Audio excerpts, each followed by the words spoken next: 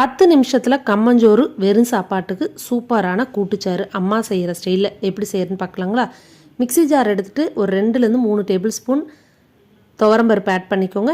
ஜீரகம் 1/2 ஸ்பூன், 4 பல்லு பூண்டு, 10 சின்ன வெங்காயம், தேவையான அளவு புளி, தேவையான அளவு வரமிளகாய், கொஞ்சமாக பெருங்காயத்தூள் சேர்த்து அரைச்சி எடுத்துகிட்டு வந்துடுங்க. இப்போ தாளிக்கிறதுக்கு வானொலி அடுப்பில் வச்சுட்டு தேவையான அளவு எண்ணெய் ஊற்றி கடுகு பொரிஞ்சதுக்கப்புறம் கறிவேப்பிலை போட்டுக்கோங்க. அரைச்சி வச்சுருக்கிற விழுது அதோடு சேர்த்து தண்ணி 2 மடங்கு சேர்த்து நல்லா கலந்து விடுங்க. துவரம்பருப்பு போட்டிருக்கனால அடி பிடிச்சிரும். நல்லா இந்த அளவு கலந்து விட்டுட்டு இதனோட தண்ணி ஊற்றி கலந்துக்கிட்டே இருங்க. இதோட ஃபுல் வீடியோ சேனலில் இருக்குது, பார்த்துக்கோங்க. நல்லா இந்த அளவுக்கு வந்ததுக்கப்புறம் கொதிக்க விடுங்க.